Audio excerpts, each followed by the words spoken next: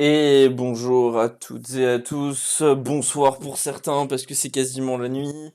En tout cas chez nous, il va pas tarder à ce que ça tombe la nuit, je sais pas pour vous.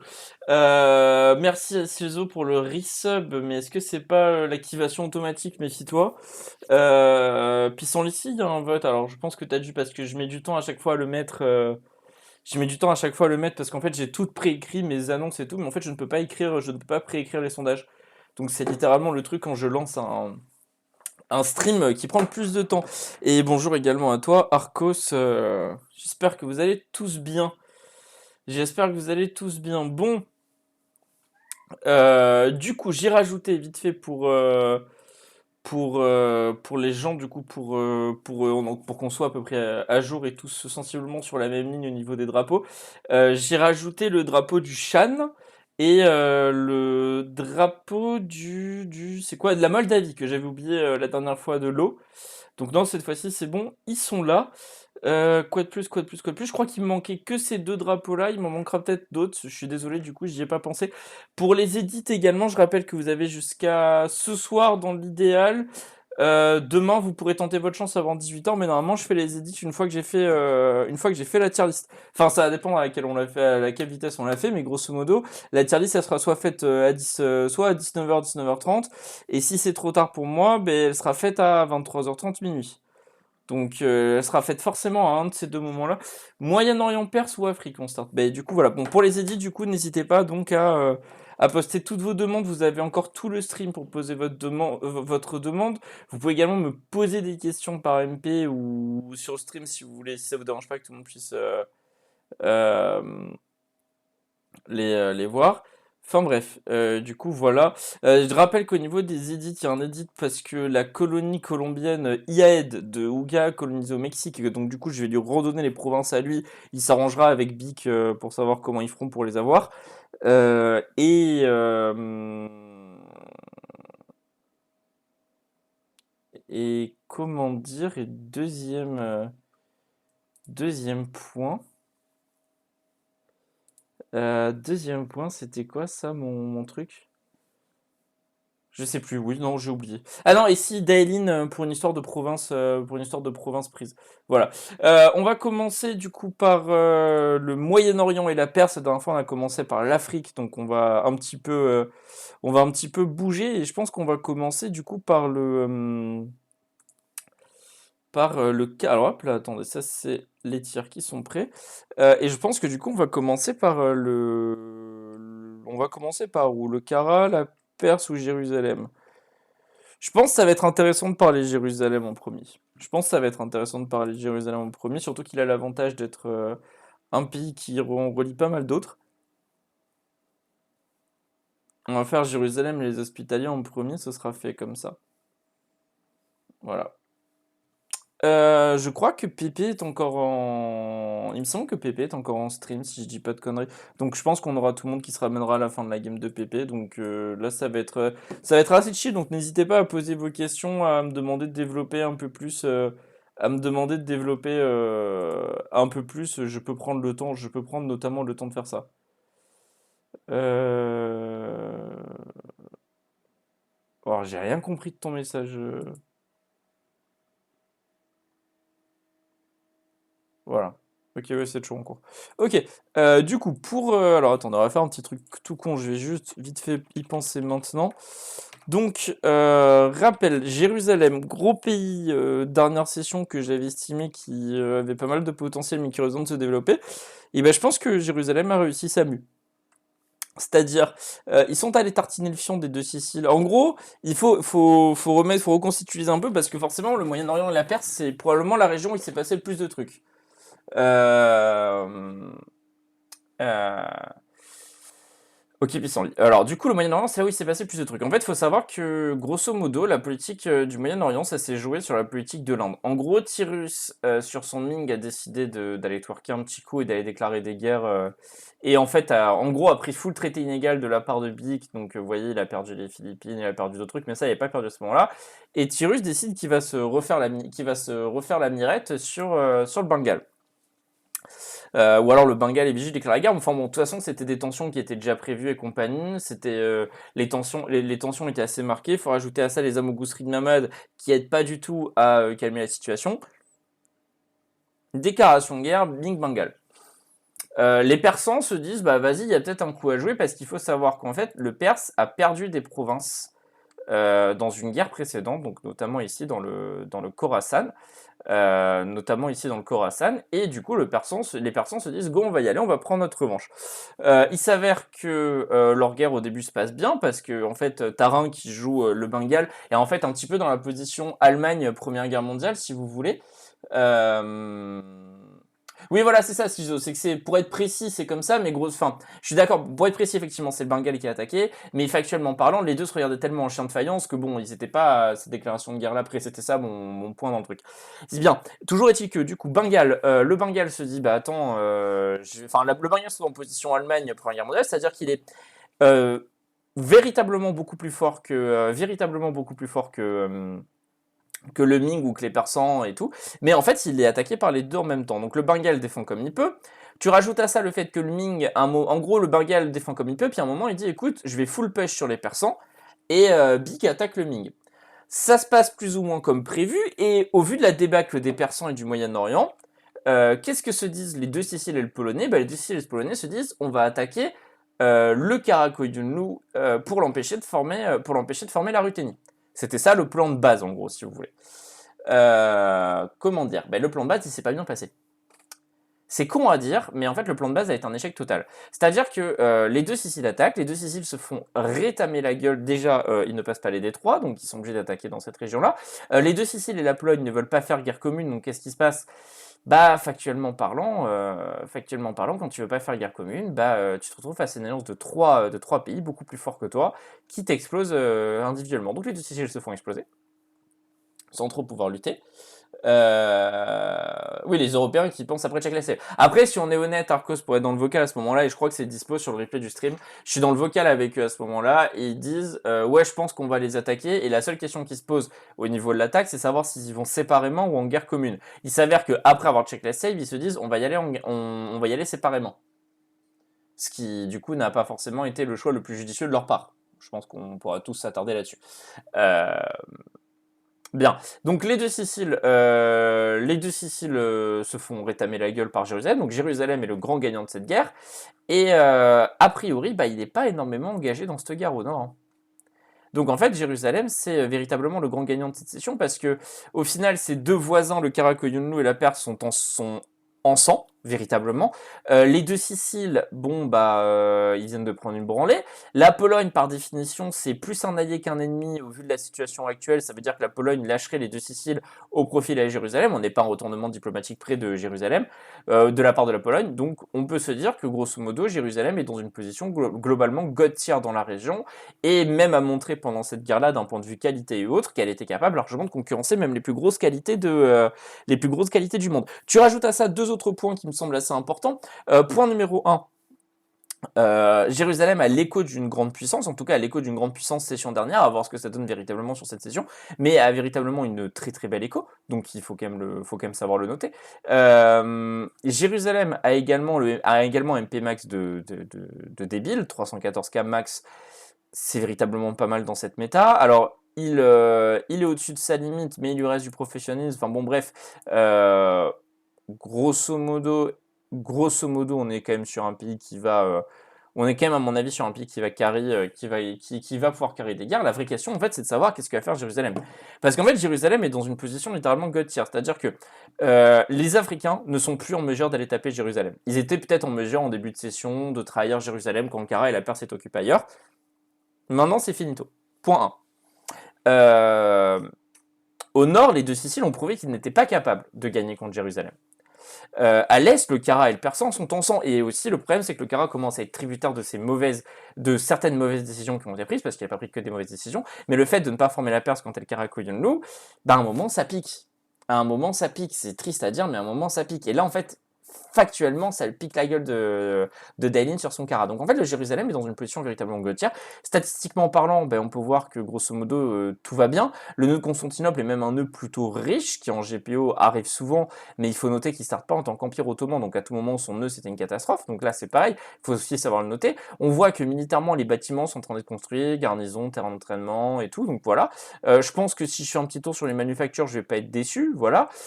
Très bon remplacement de la part de Diamant, je pense qu'il a permis au pays de skyrocket. Après, bon, le travail a été fait par Waza, je pense même que le travail diplomatique a été fait par Waza avant. Donc voilà, écoutez, pour moi, globalement, c'est une excellente session de la part de Jérusalem.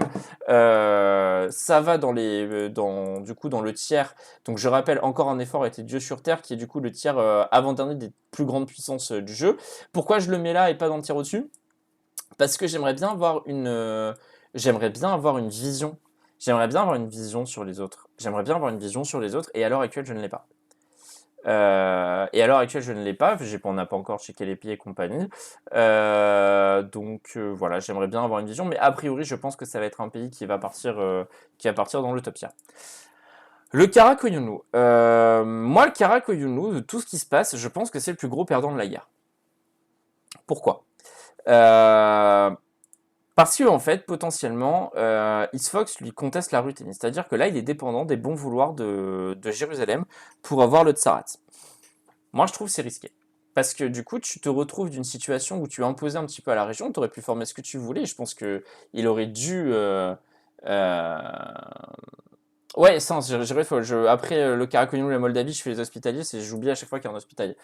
Euh, Moi, en fait, pour moi, le Kara se retrouve dans une situation qui est à la fois prévisible et en même temps qui ne l'est pas. C'est-à-dire que prévisible parce que quand tu formes pas la paire, c'est que ton set d'idées, alors effectivement, te fournit des bons généraux. Bah, c'est très bien quand t'es un partenaire mineur entre guillemets dans une alliance. Mais quand t'as vocation à être le partenaire majeur et à rester ce partenaire majeur là, bah malheureusement, voilà, tu es là, il est en position, à mon sens, de soumission. En plus, il s'avère qu'il est entre le Persan et le Jérusalem qui vont peut-être, si la guerre est perdue pour le Persan, notamment vis-à-vis des Indiens, bah, aura peut-être tout intérêt à justement laisser tomber les Kara pour manger Jérusalem et avoir un allié plus solide. Ça, c'est un premier point à ne pas négliger. Euh, voilà.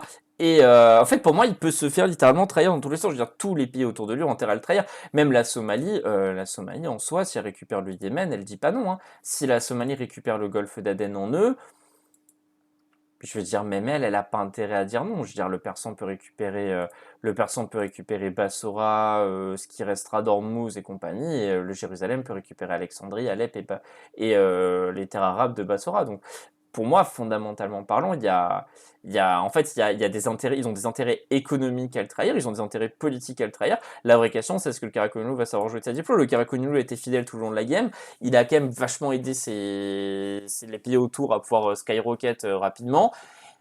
Ce serait mal payé que de le trahir, mais ce serait pas forcément une mauvaise décision, mais ce serait mal payé, pour moi. Ce serait mal payé de le trahir. Après, bon, chacun fait ses choix, hein. Chacun fait ses choix et tout, ils le feront en âme et conscience.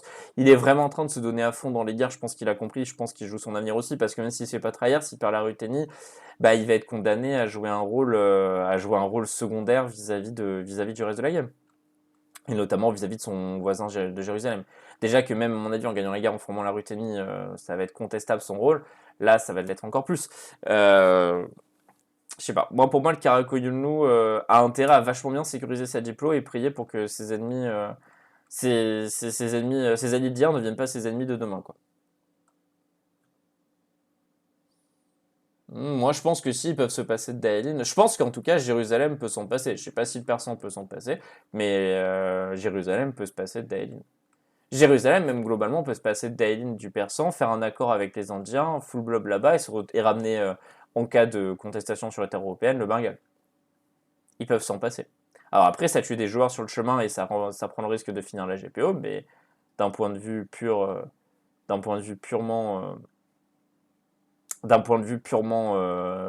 théorique, ils peuvent se passer de Daelin, je pense. Après, à voir, hein. À voir, parce que je pense que s'il y a ça, il va y avoir des perdants, et malheureusement, il n'y aura pas que des perdants. Il n'y aura pas que des perdants au truc. Mais a priori, au vu de la diplomatie, au vu du fait que quand même Dailin a toujours été fidèle et que ses alliés lui ont bien rendu, je vais mettre le Karakonyunlu en comeback potentiel, même si, attention, pour moi, Dailin est en danger, il y a une diplomatie à sécuriser. Le persan a pas l'air de trop souffrir d'une guerre qui pourtant le concerne en premier lieu. C'est dommage. Alors, est-ce que c'est dû à un stack wipe très récent et que donc du coup ça ne se voit pas forcément? Il y a peut-être de ça. Est-ce que c'est dû au fait que le persan tank la guerre à l'heure actuelle contre le Bengale? Parce que pourquoi pas? Et c'est vrai qu'il pourrait se le permettre de tanker la guerre contre le Bengale en attendant que la situation là-bas soit résolue. Est-ce que finalement le persan et Jérusalem ont décidé d'un commun accord d'abandonner Dailin et de laisser Dailin galérer contre le Polonais? C'est probable aussi, c'est-à-dire que le persan, lui en tout cas, il a des raisons objectives de le faire, c'est-à-dire qu'il a quand même il a quand même quasiment 200 000 hommes sur son territoire, donc c'est vrai que les raisons objectives sont là. Après, ne pas sous-estimer le fait qu'éventuellement, tout bêtement, il soit fait stack wipe et que donc du coup, il attend. Voilà, ça, il s'est fait stack wipe selon Arcos, effectivement. Bon, bel écho toutefois, là, va falloir recruter du Merco, hein. Va falloir recruter du Merco si tu veux gagner cette guerre. Est-ce que le stack web, justement, à mon sens, consacre pas ta défaite? C'est une question qu'il va falloir envisager de se poser aussi. C'est une question qu'il va falloir envisager de se poser aussi. Donc, donc voilà. Donc voilà, je ne sais pas quoi dire de plus. En soi, c'est dommage parce que le persan et le Kara avaient fait une bonne game jusque-là. Ils étaient passés un petit peu sous les radars de partout, sans trop de conflits. Et cette session de conflit-là, ben, ça leur a fait très mal. Ils se sont peut-être attaqués à un adversaire un peu trop gros. Est-ce que c'était pas aussi le moment, par exemple, d'aller chasser la Scandinavie de Russie? Est-ce que c'était pas le moment, en profitant des troubles en Europe, est-ce que c'était pas le moment d'aller fumer la Pologne ou les deux Siciles pendant que pareil, en gros de profiter d'un moment ou d'un autre des troubles en Europe pour plutôt partir dans ce sens-là que dans celui-là? C'est une vraie, c'est une vraie. T'as raté le début, Little, t'as raté Jérusalem et le Karakoyunlu, hein. Là, on est sur le persan. Euh, Ouais, je pense qu'effectivement le Bengale aurait fini par vous attaquer, ne serait-ce que pour maintenir son élancé avec Little. Est-ce qu'après il n'y avait pas aussi un accord à trouver? Je veux dire, vous arrivez tous les deux au contact du Ming. Est-ce qu'il n'y aurait pas eu un accord à trouver pour Tempo, notamment pour aller plus facilement récupérer le Ming, plus facilement récupérer des provinces là-bas, même si c'est pas des provinces incroyables pour vous, ça vous permet de Tempo le Bengale et de l'envoyer ailleurs. En gros, bon, c'est une question qui se pose aussi, hein. Pour moi, c'est une question. C'est une question qui se pose aussi.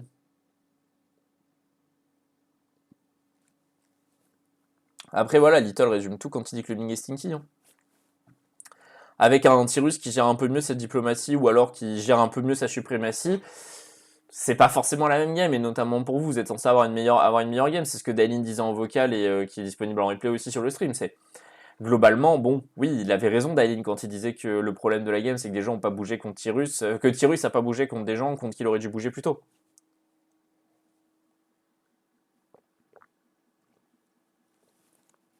Donc je sais pas. Écoutez, moi honnêtement, je ne sais pas. Je trouve qu'il y a eu des misplays, de la part de Tyrus, qu'il y a eu des misplays de la part du Persan et du Kara, et que celui qui s'en sort le mieux, c'est le Bengal. Parce que là, maintenant, si vous voulez, le Bengal, enfin bon, on va rester sur le Persan, on va finir par classer le Persan, mais après, bon voilà, le Persan, c'est un pays qui, pareil, va partir en comeback potentiel comme le, pour moi, c'est un pays qui va partir en comeback potentiel comme pour le Cara, mais même un petit peu devant, je pense, parce que lui, il a la possibilité de négocier avec ses voisins. Mais en fait, on va aller faire l'Hospitalie avant que je l'aurais oublié, la Moldavie aussi. On va faire la Moldavie d'abord. Bah, le Moldave, il a 200 devs dans le state de Moldavie, c'est bien, mais au final, ça a fait tirer les convoitises. Parce qu'en fait, le Moldave, c'est pas le Moldave par ricochet, il est tributaire de la cession. En fait, il est tributaire de la diplo de Dalin. C'est l'eau sur le Moldave. Après, en même temps, c'est normal, c'est Dalin qui l'a ramené, donc voilà. Mais en fait, le problème d'avoir 200 devs sur 4 provinces et donc du coup de forcément te retrouver dans une position bah, qui est un peu dégueulasse parce que du coup, il y a un peu tout le monde qui veut ton cul, quoi. Il y a un peu tous tes voisins qui veulent ton cul. Ne serait-ce que le problème d'avoir 200 devs ici, c'est que le Polonais, il regarde, il fait ouais, c'est 200 devs quand même, c'est pas mal, hein. C'est pas mal. Donc voilà, pays au bord de la banqueroute, c'est un pays qui, niveau peuplette, bon. Bah écoutez, on va voir, hein. Malheureusement, tributaire et encore une fois, tributaire de la diplo de son suzerain. Il n'y a pas grand-chose à dire sur le Moldave. C'est dommage. Encore une fois, c'est dommage de se retrouver dans ces situations-là, même si elle était difficilement. Bah, elle était évitable, hein. Il y avait besoin d'une petite diplo avec le français, je pense notamment, mais bon, difficilement évitable, quoi. Quand t'es en guerre, en tout cas déjà à l'Est contre l'Inde. Les hospitaliers, du coup, je pense que pour moi, les hospitaliers, c'est le vrai game changer que s'est créé Waza avec Sissi. C'est-à-dire que près de 200 navires et tout. Genre, en fait, les hospitaliers, grâce aux hospitaliers, ils se gardent le contrôle des mers, ce qui est quand même pas déconnant dans une game où il y a une Grande-Bretagne et une Espagne. Potentiellement, il peut aussi se permettre de ruiner qui il a envie de ruiner, c'est-à-dire tout bêtement en donnant une province à l'hospitalier, il peut permettre ensuite à ce gars-là d'aller rasier du coup l'ensemble des provinces autour. Donc voilà, il y a quand même ça à noter pour l'hospitalier. L'hospitalier, à mon sens, est un excellent game changer. Il y aura de quoi, je pense, notamment pour lui. Il y aura de quoi, notamment, je pense pour lui. Vous voyez d'ailleurs qu'il est en train de faire des claims en Somalie. Donc on sent vite fait le changement de diplôme de la part de Waza qui a compris que c'était une grosse puissance et qui va peut-être faire du coup son hospitalier comme ça. Parce que bon, 15-16-16 et l'hospitalier 16-16-16, je pense pas que ce soit pour les techs qui soient en train de spy, si vous voulez mon avis.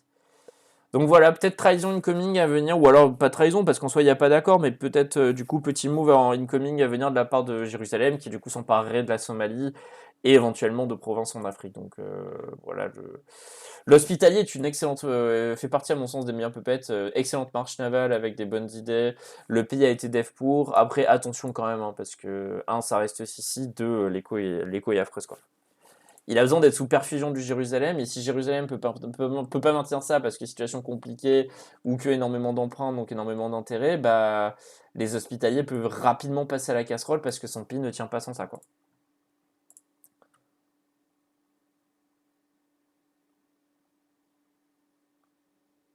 Voilà. Voilà.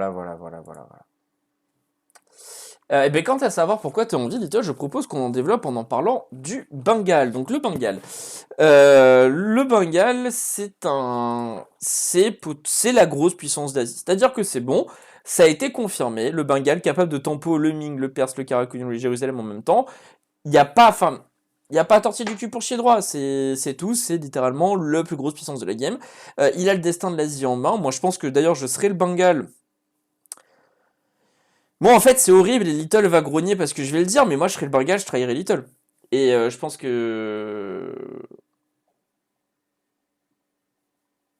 Stack à 112 l'hospitalier, puis oh, je comprends pas ce que tu me dis, Azu. Euh, Après, voilà, moi, pour moi, le Bengale fait partie. Mon sens, le Bengale a démontré que c'était la plus grosse puissance d'Asie. Il a tranché un débat qui pouvait exister, qui pouvait potentiellement exister dans la tête de certains vis-à-vis du Ming ou vis-à-vis. Même si on va un peu plus loin de Jérusalem, je pense que Jérusalem n'aurait pas, typiquement pas été capable de tanker une guerre comme celle-ci. Donc voilà, le Bengale a tout montré. Il a le destin de l'Asie en main. Moi, je serais lui, je ferais des petites négos, notamment. Soit je proposerais mon aide. En gros, j'essaierais de foutre la merde dans la coop au Moyen-Orient en proposant mon aide à l'un des trois. Au choix, moi plus particulièrement, je serais lui, le Karakuni ou Jérusalem. Et de toute façon, je verrai avec l'anglais pour que l'anglais se mette d'accord pour aller fumer le Ming. Et j'irai tuer le VJ. En tout cas, je serais le Bengale, c'est ce que je ferais. J'irai tuer le VJ. Parce que le VJ, globalement, c'est, je pense, ce qui manque au Bengale pour finir d'avoir un pays hyper stonks, potentiellement même de former le Barat. Potentiellement même de former le Barat, qui est quand même pas franchement un pays de merde. Euh,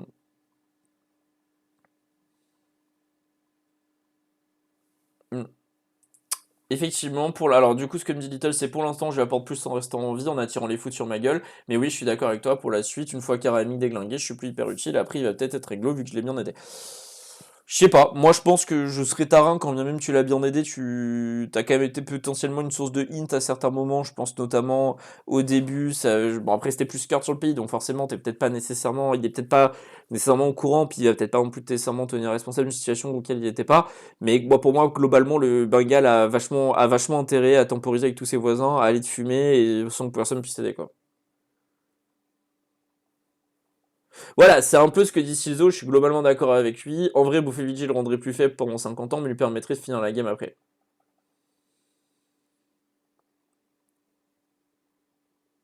Je sais pas. Moi, je vous cache pas que je suis assez. Moi, pour moi, après, ça va dépendre parce qu'en fait, le Bengale, à tout moment, il réussit à faire en sorte que Mamad arrête d'amogousser. Il se fait un bon gros Mamad à l'est qui lui doit beaucoup et qui va avoir des problèmes avec l'anglais, qui donc va devoir rester plus ou moins lié au Bengale. Et à l'ouest, il se trouve un accord avec Jérusalem pour enterrer le Kara et la Perse. Bon, pour moi, c'est le grand vainqueur, hein, le Bengale derrière. Il peut se permettre de tuer qui il veut.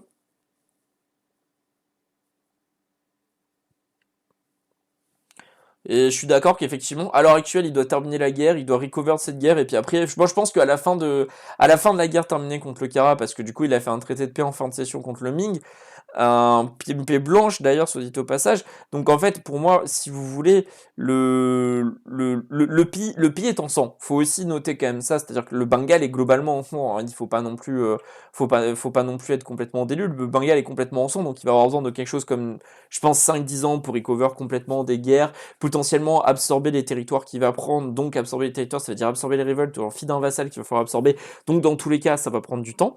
Euh, Heureusement, il a un Népal en marche qui fait que quand même le Népal en marche, c'est pour moi ce qui le booste aussi énormément.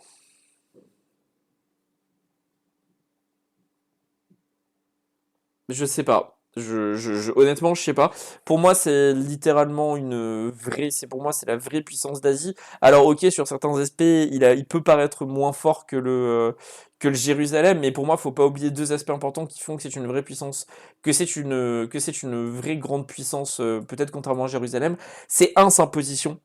C'est-à-dire que il a montré, en fait, il a démontré à tout le monde qu'il pouvait être capable de tanker tous les dangers qui venaient d'ailleurs, ce que n'a pas démontré Jérusalem pendant ce temps. Même si je pense que Jérusalem en est capable maintenant, mais c'est pas le débat.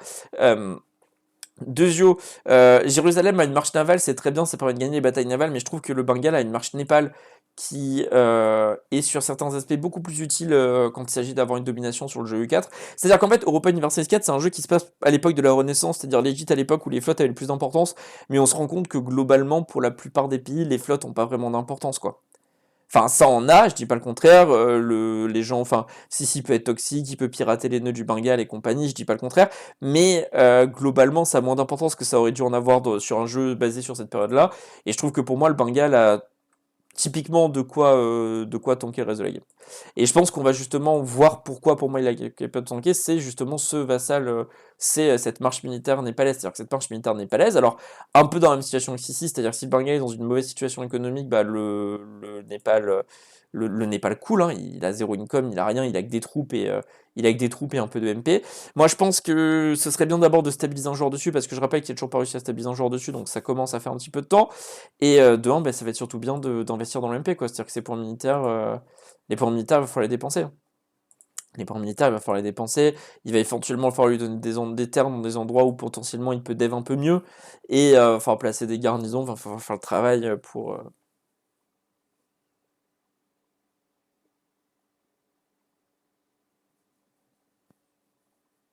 Moi, je suis d'accord que 220 Eiffel de son income, c'est pas beaucoup. Après, pour l'income, faut partir aussi du principe qu'il est en guerre depuis longtemps, qu'il a vu des provinces se faire assiéger, il a la lassitude de guerre et tout. Enfin, je veux dire, ça joue quand même pour moi, ça joue quand même, tu vois, genre le moins 27% de modif de prod, quand il fait, alors ça, c'est le Népal, pardon. Euh, alors forcément, effectivement, il a moins de latitude de guerre et tout, je sais pas, moins 5. Moi, je sais pas, je serais moyennement convaincu sur le fait que Bengal, surtout quand tu rajoutes à ça le fait, quand t'intègres le fait qu'il a une marche népalaise qui est vraiment strong, et encore une fois, j'y reviens, si aussi il est strong sur son hospitalier, mais, euh, mais ça rentre pas dans la même classe pour moi. Ça rentre pas dans la même classe. La marche navale hospitalière, ça permet au Jérusalem de pouvoir rester en Méditerranée, de contrôler les détroits, de tenir Constantinople, ce qui est toujours un point intéressant. Il faut pas, moi, pour moi, faut pas le sous-estimer. Mais comparé à une marche népalaise qui t'apporte quand même 70K de très bonne qualité, qui te fait monter quand même, du coup, quand vous regardez bien, à 300K de très bonne qualité, bon, moi je veux bien beaucoup de choses, hein. J'entends les critiques, j'entends tout ça, tout ce que vous pouvez me dire, mais pour moi, le Népal est un meilleur ajout et il permet au Bengale de rester une top puissance, quoi.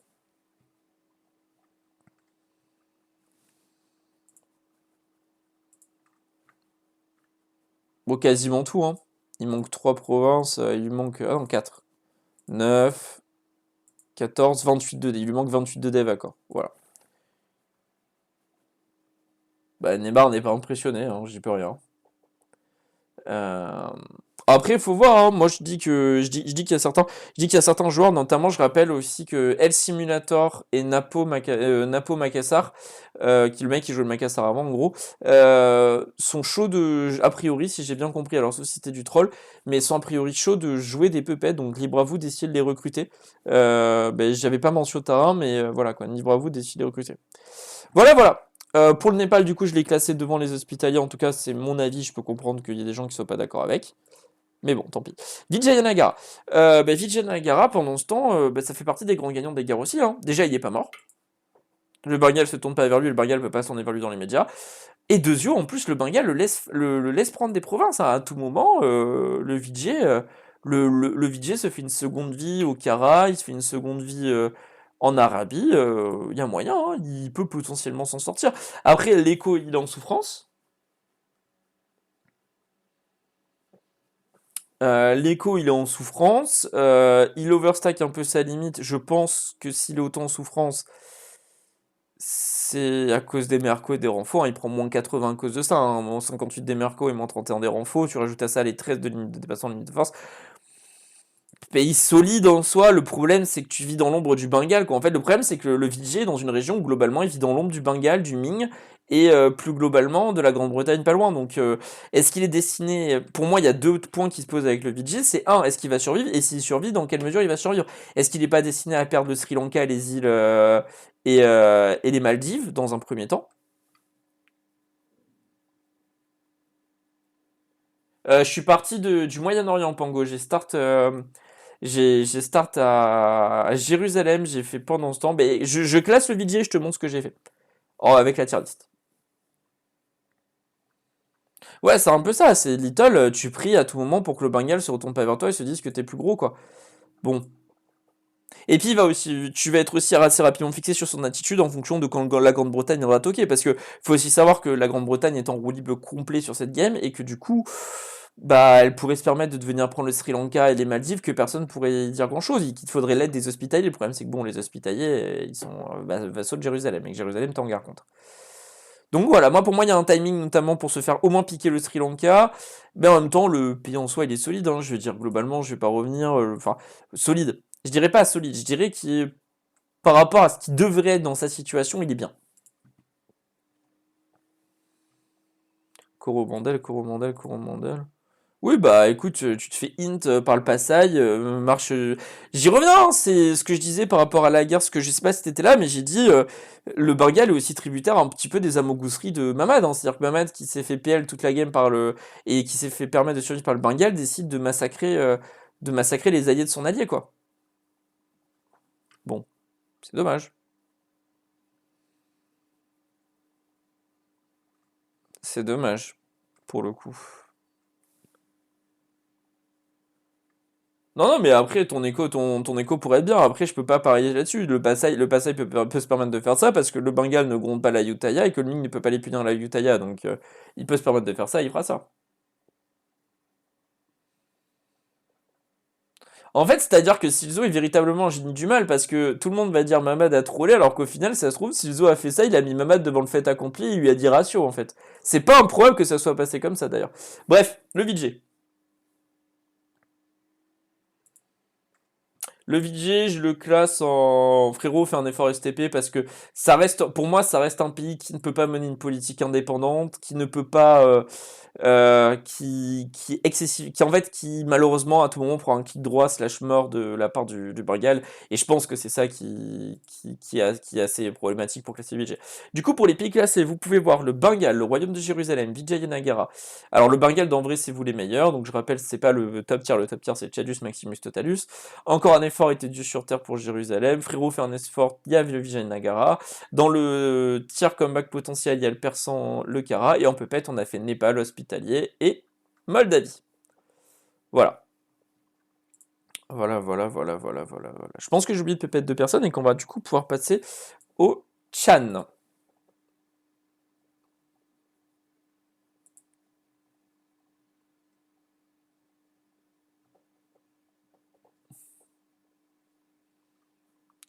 Bah, je suis prêt à accepter Vijay comme bassin à méditer. Little a une excellente réponse. Le problème, c'est que s'il passe sous ta domination, le Bengal le tue, hein. Et que je suis pas sûr que tu puisses y changer grand chose, Bic. Ou alors, il va vraiment falloir commit. Et si le reste de l'Europe est assez cuck, notamment la France, pour te laisser partir avec toute ton armée et ne pas bouger pour récupérer ses territoires ancestraux, bah, effectivement, à ce moment-là, on peut déclarer la fin de la GPO, hein. Bien. Le Ming. Alors, le Ming, c'est 200 d'income. Je crois, alors, il me semble qu'il a lancé un petit programme d'industrialisation. Alors, très faible, hein, encore une fois, vous voyez, c'est que quelques manufactures par-ci par-là. En même temps, cette session-là, j'ai rien à lui reprocher parce que il a été en guerre toute la session. Il a littéralement lutté toute la session. Il perd des provinces, notamment en Chine. Il a perdu Taïwan. Il a perdu son vassal philippin et qui reste trois pauvres provinces. Alors, si j'ai bien compris, le Maja, c'est-à-dire le philippin, va passer sur le Oda, donc à voir si c'est vraiment worth it.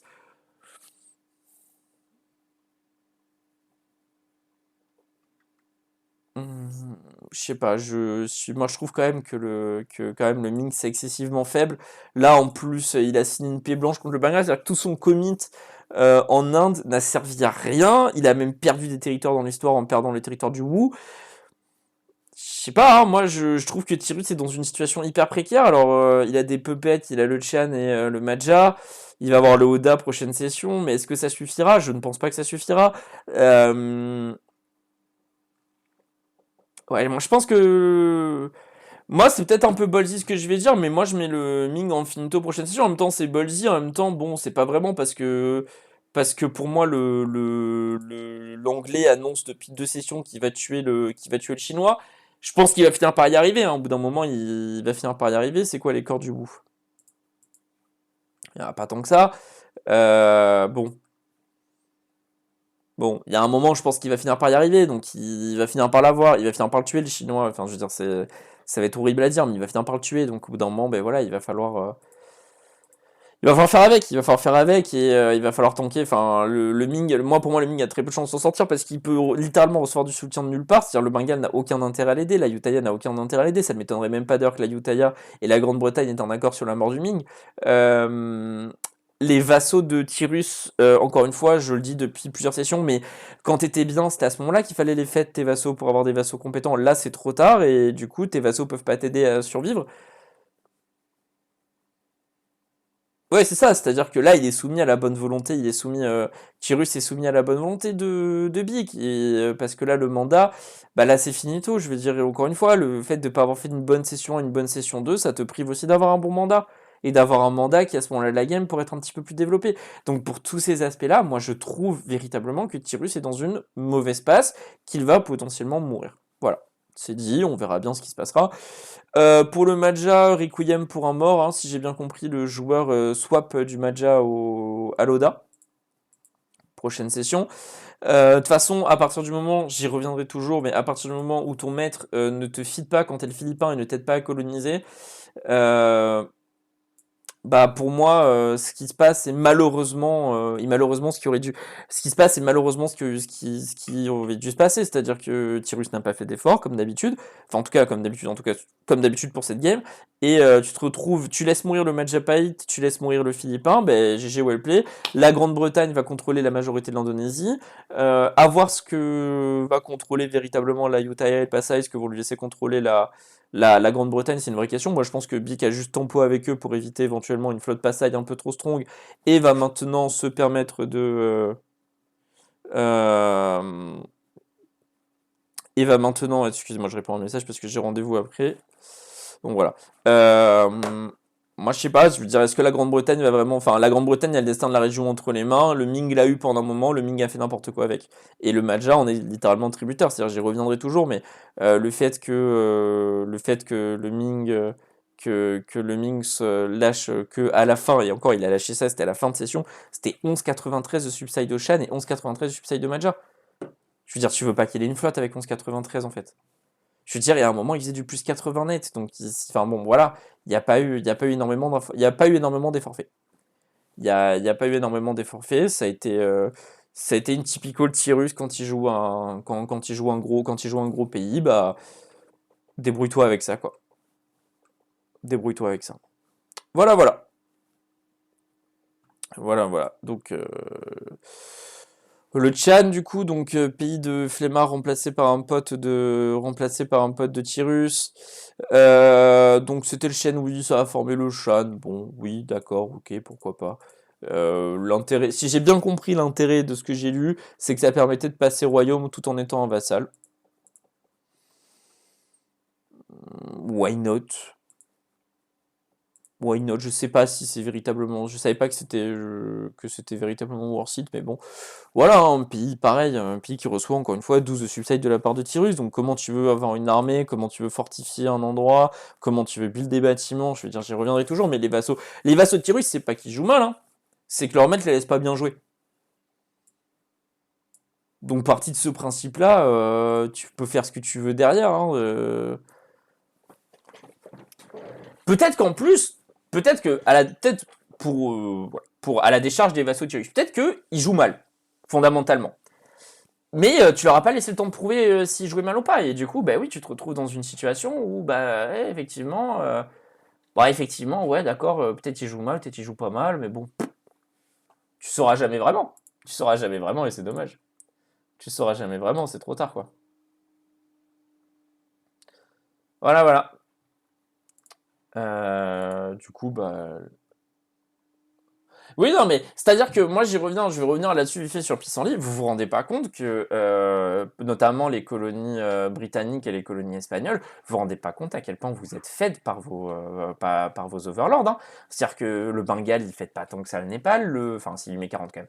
L'hospitalier, il est fait de 20 par Jérusalem, alors que les deux, je dis bien les deux, ont une utilité beaucoup plus importante que ce que vous pouvez apporter à vos overlords.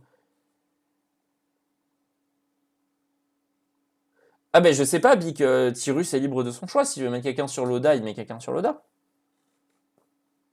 Moi, je ne juge pas ça en fait. Moi, je ne juge pas ça. C'est-à-dire que je, je juge pas ça. Si le mec veut mettre, je vais pas dire à Tyrus, écoute, t'as trouvé un joueur super, mais du coup, je vais le mettre chez Bic ou je vais le mettre chez Ouga. Tu vois ce que je veux dire?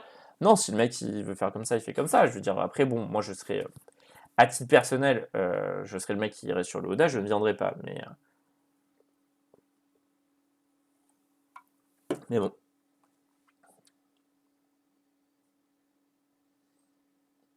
Non mais évidemment, Pango, que vous avez une utilité, mais ce que je veux dire, c'est que tu compares par exemple ce qu'est le Népal pour le Bengale. Le Népal pour le Bengale, c'est ce qui lui permet de passer de équivalent au Ming à j'écrase le Ming. Tu compares l'hospitalier, ce que vaut l'hospitalier pour les Jérusalem, c'est-à-dire le contrôle des détroits, donc la sécurisation de Constantinople, donc un income de malade, donc une armée, et surtout donc une maîtrise de la Méditerranée. Vous êtes sympa, vous avez beaucoup d'effets, vous avez beaucoup d'income, mais globalement, l'Espagnol, comme il se bat pas, il a pas besoin de vous, hein.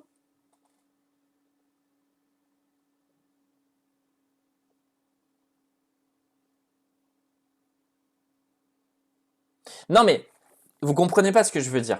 Oui, bien sûr que, intrinsèquement, d'un point de vue valeur, vous avez plus d'utilité que les vassaux. Par contre, d'un point de vue situationnel dans la game, je trouve que le Bengale vis-à-vis du Népal et dans une moindre mesure le Jérusalem vis-à-vis de l'Hospitalier ont plus de retour direct sur investissement de la part de leurs marches et de leurs vassaux. Alors oui, bien sûr, vous avez encore plus d'argent, mais excusez-moi, l'argent de Big et Ouga, il sert à quoi fondamentalement pendant ce temps? Parce que l'argent de Big, pendant ce temps, il sert surtout à rembourser les dettes du Mexicain, globalement, comment dire, de Ouga, il sert, et l'argent que vous ramenez à Ouga, il sert surtout à leur faire spawn le commerce mondial. En soi, c'est pas plus mal, l'Espagne va être très riche, la Grande-Bretagne va être très riche, mais globalement, quand vous comparez à des pays qui se battent, bah oui, forcément,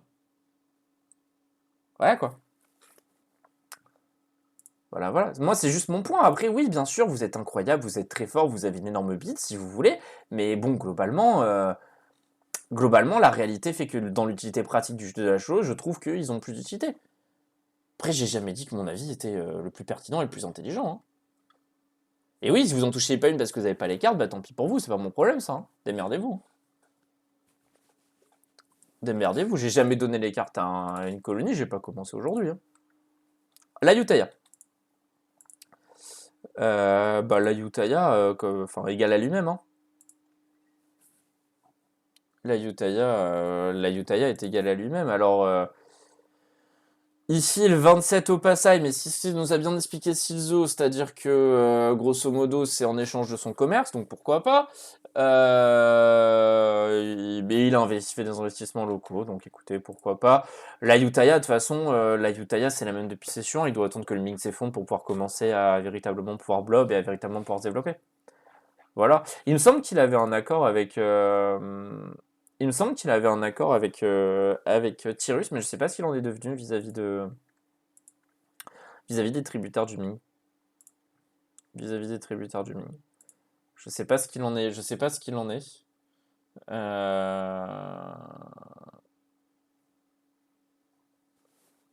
Alors, je sais pas ce qu'il en est. J'ai pas grand chose à dire dessus. De toute façon, le Mamad est en AFK. En fait, le truc, c'est que Mamad a fait une guerre cette session, c'était contre la Somalie. Si vous voulez voir la gueule de la guerre. Donc bon. Derrière, et pour prendre des îles, donc autant vous dire, il y a eu un débarquement épique du Pasai et de la Utaya à Madagascar qui s'est plutôt, on va dire, mal fini. Ben oui, il me semblait aussi que la Utaya devait devenir tributaire pour pouvoir blob le Langzang et compagnie. Ça ne s'est pas passé. J'aurais bien aimé savoir pourquoi, mais je pense qu'on n'aura pas la réponse. Euh... Ouais, ben écoutez, voilà, hein, pays AFK Farming. Hein. Pays AFK Farming, malheureusement. Malheureusement, donc ça va être un peu. Je pense qu'effectivement, je vais mettre Mamad dans Sous les cocotiers, on se la coule douce. Je pense que typiquement, ça fait partie des mecs qui peuvent finir dans ce tir. Ça fait typiquement partie des mecs qui peuvent se finir dans ce tir. Donc on va faire le Pasai, du coup, au passage. Pasai. Bah, il tient bien la comparaison avec Sissi, ni vu ni connu. Hein. Il tient bien la comparaison. Je serais curieux de voir une belle bataille navale, navale entre les deux. Bon, les 94 légers, on sait à quoi ils servent. Hein. Coucou le Coromandel. Ouais,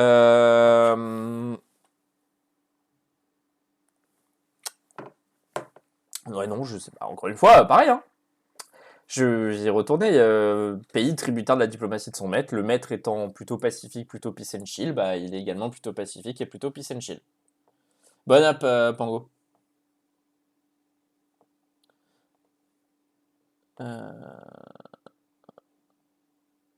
Je crois qu'il savait pas pourquoi c'est pas arrivé, Little. Je pense que c'est pas arrivé. Je crois qu'il sait pas pourquoi c'est pas arrivé, Little, en grande partie parce qu'il sait pas pourquoi Mamad n'est pas passé tributaire. Oui, bah écoute, envoie un message à Paradox pour ça. Moi, je veux dire après, je refais pas le jeu malheureusement. Je refais pas le jeu malheureusement.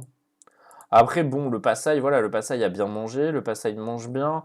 Euh, Non, joli pays en soi. En plus, il y a l'income de la piraterie, donc forcément, je pense qu'il doit se faire pas mal des couilles en or. Véritablement, je pense que là même, il y a un moment ou un autre, va falloir quand même dev, mon petit Silzo, là. Va falloir dev, va falloir apprendre l'instit, va falloir prendre l'instit aussi, va falloir faire un petit peu de travail. Pas grand chose à dire, hein. Juste une sacrée potentiel de flotte, majoritairement, enfin, il y a quand même la moitié qui sont des légers, donc ça pose un peu un problème. Mais bon, après voilà. Moi je pense qu'il y a un certain joueur qui joue sur le Ming qui doit quand même se mordre les couilles de pas avoir fait un peu mieux sa diplo et de pas avoir un peu plus fit ses effets. Quoi. Ouais, je suis d'accord avec toi, Arco, c'est un petit peu dans ce tir-là. Moi je veux dire, à un moment, le jeu il a été fait comme ça, faut accepter les défauts du jeu. Hein. Ou alors faut faire un mode. Voilà, l'un des deux. Bien. Ouais, t'as un peu trollé, ouais, on est d'accord. On est d'accord que t'as un peu trollé. Ben, on va faire l'Australie, du coup, tant qu'à faire, qui t'aide dans le coin. Passage, du coup, dans les peupettes. Je vais mettre le passage derrière l'hospitalier, mais j'attends de voir une belle bataille navale pour savoir lequel mérite le plus d'être devant. Pour l'Australien. Alors, bah écoutez, l'Australien, véritablement, c'est une anomalie. Personne ne va aller le tuer. Et objectivement, je comprends pourquoi. Je veux dire, ça sert à quoi d'aller tuer un pauvre Australien? Les colonies australiennes, elles sont pas si incroyables que ça. Il y a, a priori, en plus, il n'y a même pas d'or, de ce que je vois. Ouais, c'est que des céréales ou de l'encens. Honnêtement, il n'y a même pas d'or. Il y aurait de l'or, déjà, tu te poserais un peu plus la question vis-à-vis de flotte d'or et compagnie. Moi, honnêtement, l'Australien, Marie fait l'effort de revenir à chaque fois, je le laisserai en vie, je le regarderai, et peut-être même je l'aiderai à se feed quelque part si vraiment j'ai de la peine pour lui. Mais bon, globalement, l'Australien est un.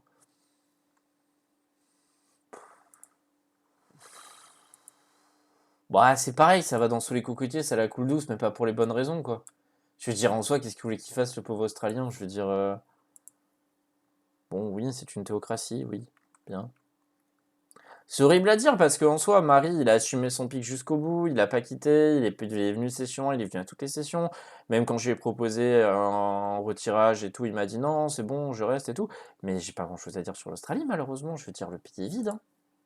Le pays est vide du fait de la région qui est vide, hein. Ouais, c'est ça, en fait, ouais, plutôt que sous les cocotiers, on va l'envoyer chez Adu, je suis d'accord, finalement, parce que bon.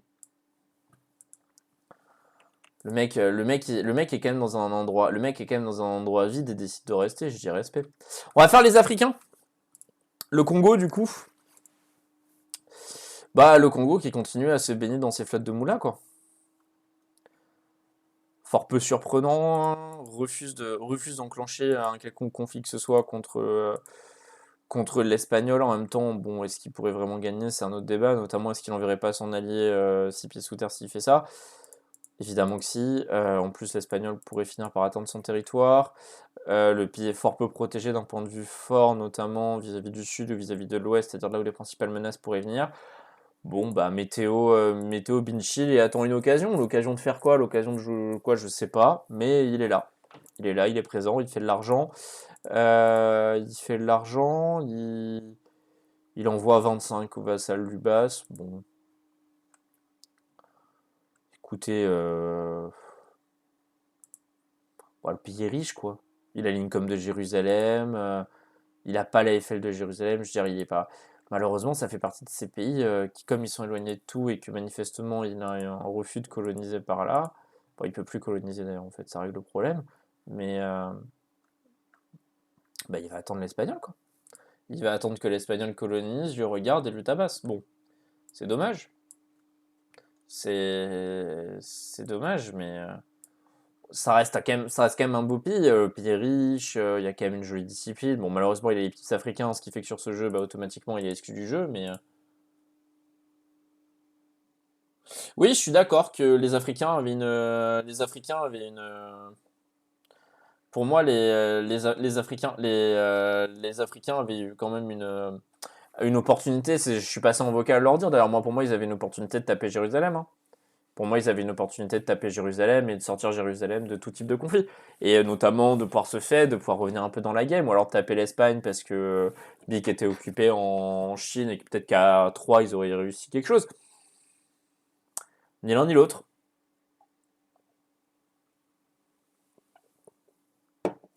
Écoutez, tant pis, hein. Tant pis, malheureusement, c'est le jeu, ma pauvre Lucette, hein. C'est horrible à dire, mais bon, Congo, oui, ils sont tranquilles, hein, c'est pareil, on revient, mais pareil, le vassal Loubas, par définition, alors qui est quand même assez riche, même si on retire les subsides par rapport aux autres vassaux de la game, ça reste quand même ça reste quand même un joli point. Bon, 32 FL et 44 de MPRX, quoi. Ouais, bah écoutez, pareil, hein, bah il y a des troupes, voilà. Il y a des troupes et en cas de conflit, c'est un stack. Bon.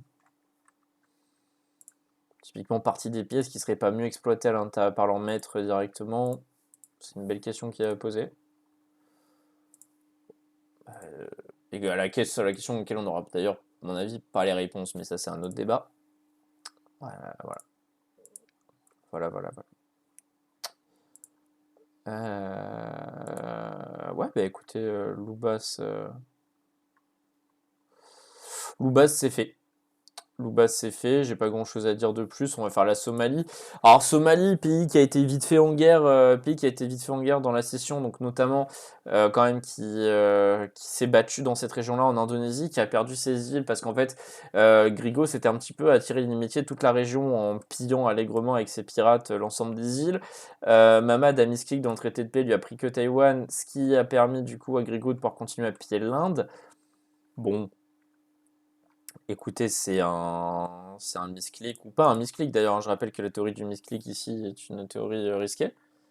Mais ouais, pareil, malheureusement, le Somalien, l'hospitalier fait des claims sur lui. Pour moi, ça sent un peu la fin, hein. Ça sent un peu la fin. Je veux dire, je vais le classer dans Finito, mais après, ça se trouve, il va survivre et je dis de la merde, hein. Mais bon, l'hospitalier, je rappelle son réseau d'espionnage chez Grigo, 72, et c'est pas pour les techs. Grigo est tech 15, 15, 16, 16. L'hospitalier est tech 16 partout. Donc bon. Je sais pas pourquoi il fait ça. Il fait peut-être ça pour autre chose, peut-être pour voler des cartes, je sais pas, mais bon, j'ai pas l'impression qu'il y a une si grosse différence de cartes entre les deux. Ouais, c'est ça. On va dire, bon, de quoi aurait véritablement besoin l'hospitalier que n'a pas la Somalie, quoi. Les cartes de l'Afrique intérieure. Ça me paraît, dans tous les cas, ça me paraît fort peu justifiable comme choix, autre que pour faire des claims pour aller le tuer, quoi. Mais bon, Grigo qui pille, Grigo qui pille, Grigo qui fait le taf. Bah, si c'est un deal, je suis pas au courant, Silzo. Si c'est un deal, je suis pas au courant. Qui fait le taf de pirate, hein, malheureusement. Là, les Africains sont bloqués. En plus, ils sont arrivés session 2, donc véritablement, eux, c'est compliqué. Euh, Bah, le Songhai. Alors, jolie quantité, il faut le noter. Un MP max pas ouf comparé à ta quantité possible. Et bah, ça s'explique parce qu'il y a la quantité qui est finie, quoi. Non, bah non, ça se fait massacrer, malheureusement. Ça, encore une fois, fait partie. Bon, déjà, quantité en GPO maintenant, press X to doubt. Déjà, pour commencer. Bah, le choix des idées, mais bon, me paraît pas le plus judicieux possible, hein. Le choix des idées me paraît pas le plus judicieux possible. Bon, bah, ça a été fait, hein.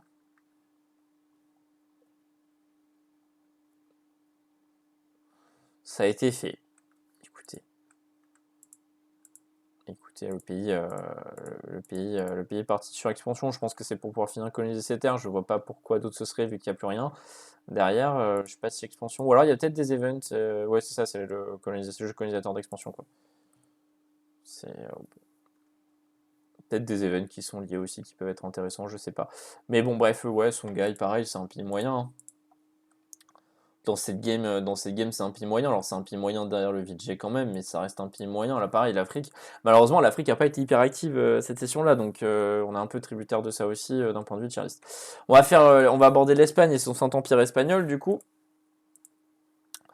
Donc l'Espagne, c'est la première éco mondiale, c'est la troisième grande puissance, et il a fait spawn le commerce mondial chez lui. Bon, bah écoutez, respect à lui, hein. Respect à lui, je crois qu'il a spawn à Léon, c'est ça? Il me semble. Ouais, c'est ça, ça spawn à Léon. Ça spawn à Léon, petit bémol, ce bout d'Aragon qui traîne encore là, c'est quoi ce travail C'est quoi ce travail, Yuga? C'est quoi ce travail? Sinon, bah non.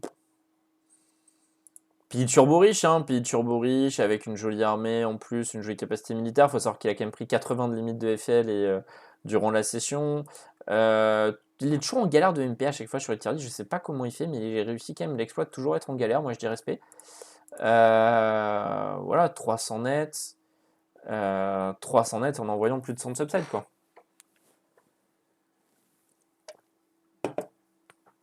On est sur une autre galaxie. En fait, Ouga, c'est horrible à dire, mais il a même pas besoin de se battre. Pourquoi il se battrait pour être encore plus riche? Ça atteint un stade où ce serait ridicule. Là, Ouga, il peut juste rester. Là, malheureusement, Ouga, c'est soit il décide de flinguer la game en allant s'impliquer dans des conflits dans lesquels il aurait pas à s'impliquer, soit il décide de jouer sa game normalement, et il va aller massacrer des gens avec lui et ses colonies parce qu'il a même pas besoin d'aller, il va juste y aller lui et ses colonies, la fleur au fusil, et il va fumer tout le monde. Il va fumer tout le monde. Alors là, c'est pareil, hein, c'est Ouga, bon bah. Top tier, à voir l'Angleterre, parce que l'Angleterre bouge un peu plus. Pour moi, en fait, Ouga, j'hésite entre top tier et sous les cocotiers, la coule douce. En fait, je vais être honnête avec vous. Il fait rien, et en même temps, s'il fait quelque chose, il déséquilibre la game, du fait de sa surpuissance. Donc, je vais le mettre en vrai, c'est vous les meilleurs, parce que je comprends pourquoi il fait ça, mais voilà. On va faire du coup faire des petites colonies brésiliennes. Donc, il y en a les colonies brésiliennes. Les colonies espagnoles, il y en a deux. Il y a le Brésil et il y a les Indes. Alors, pour le Brésil, 250 d'Imcom, bon, faut retirer l'or et les subsides, parce que, enfin bon, En income réel, il faudrait retirer l'or, et en income brut, il faudrait retirer le subside, mais bon, ça reste un pays qui est plus riche, qui est globalement plus riche que la plupart des pays joués dans cette game. 135 de limite militaire, c'est bien. Peut-être un MP Max qui craint un peu en même temps. Est-ce qu'il a vraiment eu le temps de poser le dev pendant ce temps? C'est pas dit. Euh, c'est pas dit du tout. Je pense qu'une fois que tu poses le dev et que voilà, c'est ça, les terrains d'entraînement sont en cours de construction. Éventuellement, est-ce que les casernes ont déjà été construites? Est-ce que certaines casernes ont déjà été construites? Non, les casernes n'ont pas été construites. Bon, bon.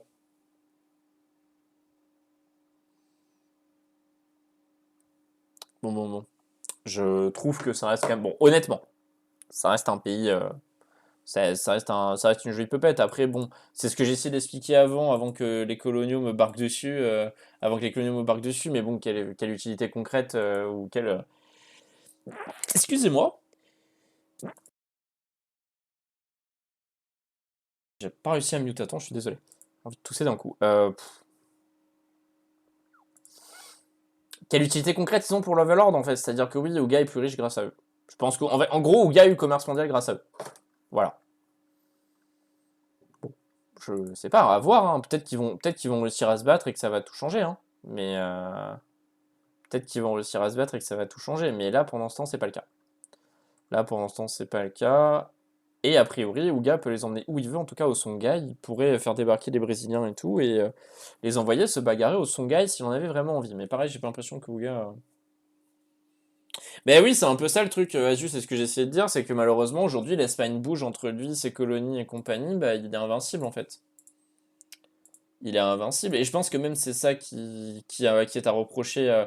Je pense que, en fait, parallèlement, en disant ça, je vais taper sur Scrumrack encore une fois, hein, mais moi je serais Scrumrack, quel regret j'aurais pas de ne pas être, de ne pas être tombé sur la France quand je le pouvais encore, hein, quand il était avec ses 80 000 hommes au Nachito Chess. Hein. Quelle erreur de choix de politique, parce que maintenant il pourra jamais taper la Grande-Bretagne à partir du moment où l'Espagne a décidé d'aider la Grande-Bretagne. Jamais de la vie, c'est fini. Hein. C'est finito. Hein. C'est finito. Voilà, parce que là, en plus, derrière, on va rajouter à ça. Mais le fait qu'il a une marche navale qui est riche par elle-même, bon, il y a des subsides, ça va être pas mal, mais elle est quand même riche par elle-même. Je veux dire, elle a 70 d'income sans les subsides. Là, ça troll un peu parce que ça sort pas beaucoup de bateaux. Moi, je pense que c'est à voir si ce serait pas aussi intéressant d'avoir une petite flotte de galères, d'une 60-70 galères, parce qu'a priori, tu vas quand même principalement faire tes batailles en mer, au large des côtes ou dans les mers intérieures. Donc, à voir si ce serait pas intéressant d'avoir une petite flotte de galères sur laquelle tu poses 10 lourds et que tu peux roll. Je sais pas, je m'y connais pas trop en bataille navale. Non, la Pologne n'est pas passée, Fox. Euh, Voilà, c'est ça, c'est comme Dibik, autant aller en Chine, quoi. Autant aller en Chine et finir le travail sur Tyrus plus rapidement.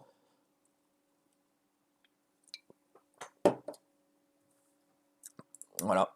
La flotte lui permet en plus d'aller en Chine et de pouvoir aller twerker sur les autres, là où tu pourrais dire, bon, l'Espagne c'est pas la Grande-Bretagne niveau idée, il y a peut-être moyen de moyenner. Non, pas du tout. C'est-à-dire qu'il arrive avec la flotte des Indes, et la flotte des Indes, bon, c'est 60 galions. À voir si encore une fois des galères seraient pas à mon avis plus worse que de finir ta limite avec des galères. Bon, déjà ça coûte moins cher, faut aussi le noter quand même. Même si t'es pas ça près, hein, bien sûr, mais déjà ça coûte moins cher, quoi. Euh, on va finir l'Europe, on va faire comme ça, on va faire les deux Siciles. Euh, deux Siciles, Pologne, Livonie, Scandinavie, France, Grande-Bretagne, ou enfin on verra quoi, dans cet endroit-là à peu près. Deux Siciles. Bah, les deux Siciles, c'est le grand perdant de la game. Pour moi, les deux Siciles a réussi une très bonne game jusqu'à maintenant. En plus, il a subtilement lâché le français et réglé les problèmes grâce. Enfin, je sais pas s'il est vraiment impliqué, mais en tout cas, bizarrement, depuis que Vodka s'implique un peu plus dans la diplomatie du coin, la Pologne et la France ont réglé leurs différends. Si bien que Vodka, il est bien. Hein. Vodka, ouais, était bien, mais malheureusement, il y a eu cette guerre. Il y a eu ce hint en fait. Il y a eu ce hint de déclarer la guerre en guerre séparée à Jérusalem, Karakuninu et Persan, et lui, c'est le grand perdant de ça. C'est le grand perdant de ça, malheureusement, et ça se voit. Tu perds Constantinople, tu perds majoritairement ce que Byzance a pris. Là, ça va, tu perds pas grand-chose. Bon, tu perds Constantinople, ce qui pique un peu, je veux bien je veux bien le concéder, mais la prochaine fois, ça va être pire, hein, parce que la prochaine fois, c'est directement ton mainland qui va taper, ou alors il va finir la Bulgarie avant, Mais voilà. Voilà, voilà. Les deux Siciles, c'est dommage. C'est dommage. Il y avait des trucs, il y avait des trucs qui ont été faits, des trucs qui ont été faits dans la game. Là, malheureusement, aujourd'hui, ben, moi, je suis tous les voisins des deux Siciles, Jérusalem, Pologne, France. Je regarde les deux Siciles, je regarde votre cadran dans les yeux, je lui dis, ben, merci mon vieux d'avoir joué jusqu'ici, merci d'être allé dans les Balkans, merci d'avoir posé le dev, mais maintenant, il faut partir, monsieur. Voilà. Moi, pour moi, en tout cas, en tout cas, j'y reviens. Pour moi, je pense que c'est comme ça que ça va se passer. Je ne pense pas que les autres vont trahir aussi facilement, ne serait-ce que le Polonais, parce que si le Polonais trahit les deux Siciles, bah, il est un peu tout seul au niveau diplôme, et ça va commencer à faire beaucoup. Mais typiquement, même Jérusalem et la France peuvent s'entendre pour déclarer la guerre à Pologne de Sicile, quoi. Et ils ont les capacités, je pense, de tenir deux fronts et les exploser sur deux fronts. À voir. À voir, à voir, à voir, à voir, à voir, à voir, à voir. Et de Sicile n'est du coup, bon déjà n'est plus dans le top Chadius Maximus, c'est Marie qui l'a remplacé pour commencer, mais surtout pour moi c'est un pays qui est en danger, un danger qui pendant ce temps est pas hyper perceptible, mais je pense qu'il va se voir à partir de la prochaine session quand il va y avoir des moves autour, et que les deux Siciles va rejoindre des moves qu'elle ne veut pas et dont elle a toujours su s'éloigner, mais dont elle va être tributaire d'y aller à chaque fois maintenant, parce que c'est plus une puissance indépendante.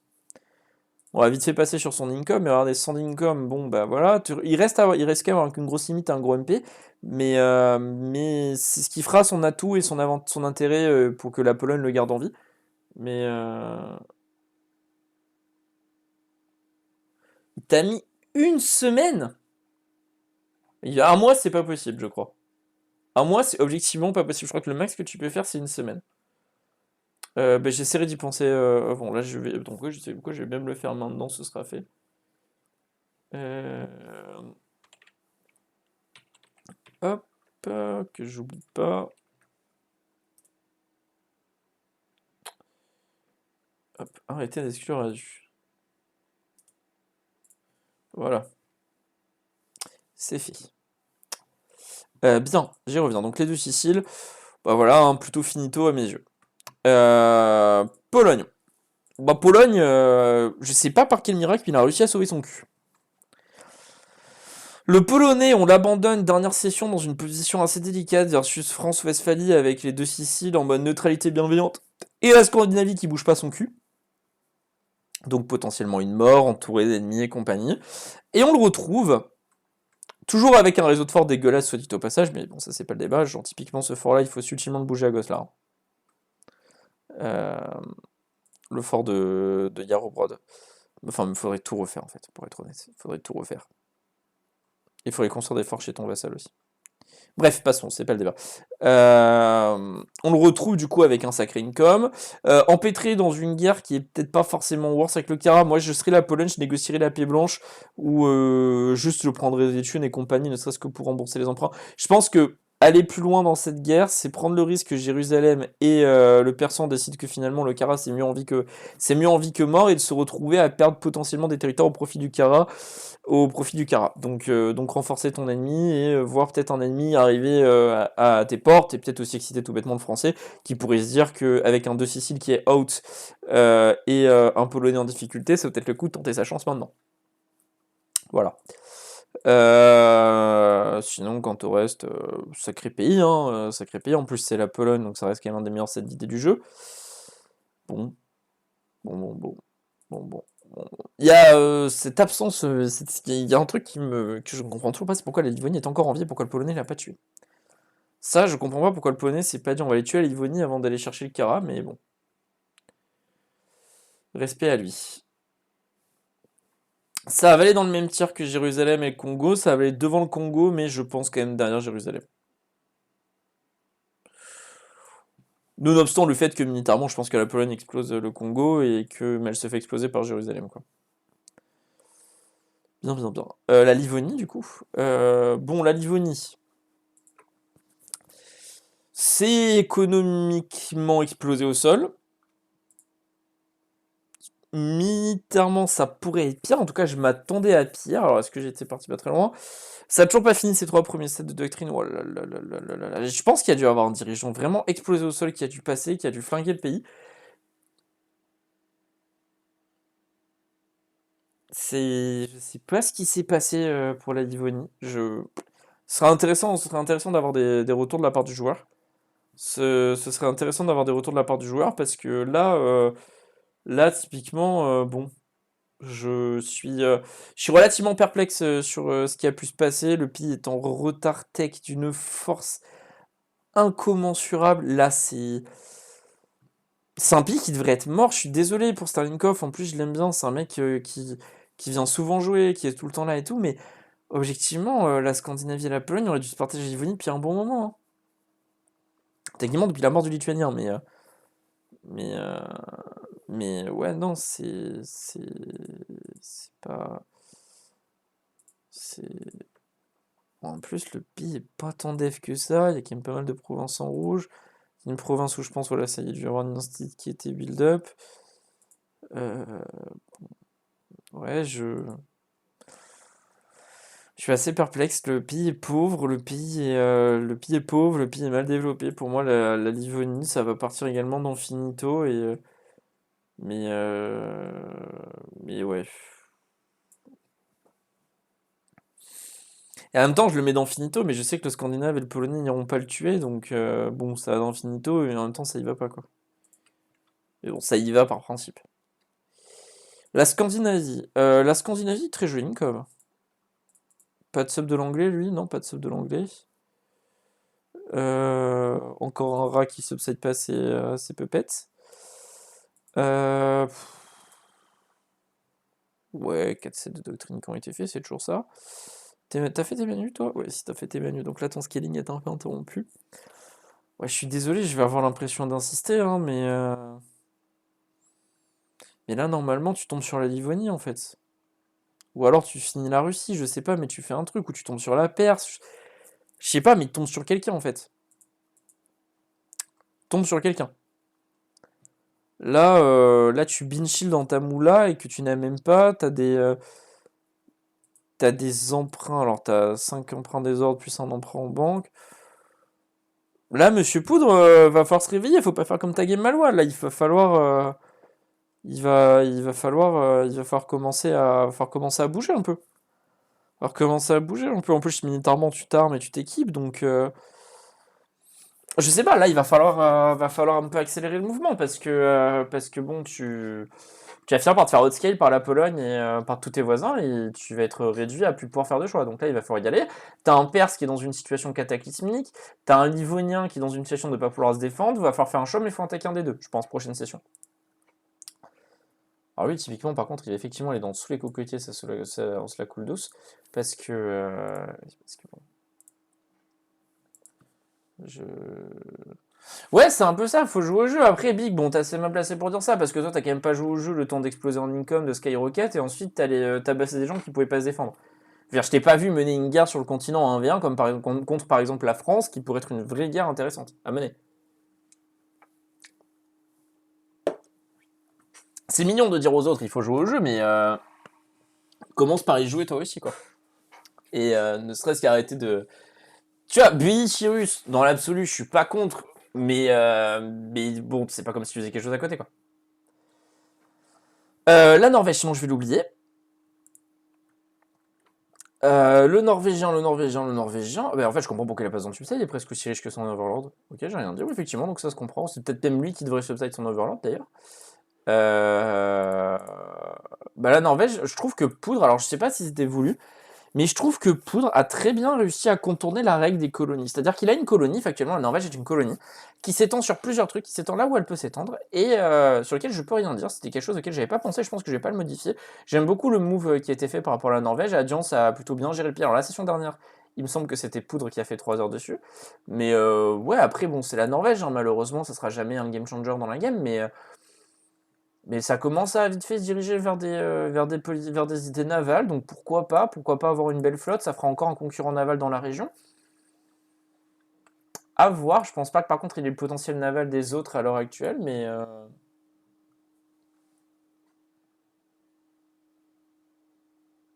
je suis d'accord que c'est pas à lui de déclarer. Je suis d'accord que c'est pas à lui de déclarer Azu. Par contre, sur tes propos, Big, je suis pas d'accord. Tu t'aurais pu tuer le français, oui, t'aurais peut-être pu. Enfin, t'aurais pu perdre aussi. T'aurais peut-être pu, donc t'aurais pu. t'aurais pu perdre. Donc on sait pas. On sait pas, on saura jamais. On saura jamais. Et à l'heure actuelle, enfin, parce qu'en fait, je mettais juste en parallèle un truc, Bic. Après, tu fais ce que tu veux, tu le prends personnellement ou pas. Mais ce que je veux dire, c'est que tu te moques des gens qui ne bougent pas, qui restent dans leur coin et tout. Mais toi, fondamentalement, ton jeu, ça a été Skyrocket avec l'anglais dans le nœud de la Manche, coloniser, tuer un pauvre Nachito Chess et bully le Ming. Je veux dire, d'un point de vue gameplay, t'as pas non plus été transcendant. C'est ça que je veux dire. T'as fait ta game, ça je dirais pas le contraire, t'as fait ta game, tu l'as même plutôt bien faite. Mais c'est pas non plus une game qui m'a marqué, quoi. Oui, t'as tué des indigènes et t'as bully le top 1 FR. Effectivement, bully le top 1 FR, c'est génial. Bully des indigènes, un peu moins, quoi. Bref. Norvégien, bah, du coup, le norvégien, c'est une excellente pupette. Je crois que c'est même d'ailleurs une des pupettes les plus riches. Après, pareil, hein, du fait que son overlord ne bouge pas, il bouge pas non plus, donc on connaît pas sa réelle valeur en temps de guerre. C'est pour ça que ça va aller derrière les colonies espagnoles et devant le Lubas. On connaît pas sa valeur réelle. C'est pareil, quand j'ai du mal à évaluer la valeur réelle de quelqu'un, je préfère pas trop le surcoter parce que derrière, après, je me retrouve comme un con prochaine tier. Ça se trouve, le norvégien est hyper utile. Mais il nous l'a pas montré. Il nous l'a pas montré. Du coup, on va faire la France, la Westphalie, puis après, on va faire le Saint-Empire britannique. France qui, du coup, s'est fait rattraper de niveau income par la Pologne. Bon, après, effectivement, il faut pas oublier le fait que la Pologne a quand même été le grand gagnant des différentes guerres et tout. Je trouve que quand même la France est dans une belle position non plus. Alors effectivement un peu isolé diplomatiquement, tributaire de la trahison de Vodka, également tributaire que si le move est un peu agressif, la Grande-Bretagne fait comme la dernière session et fait la police et l'empêche de bouger.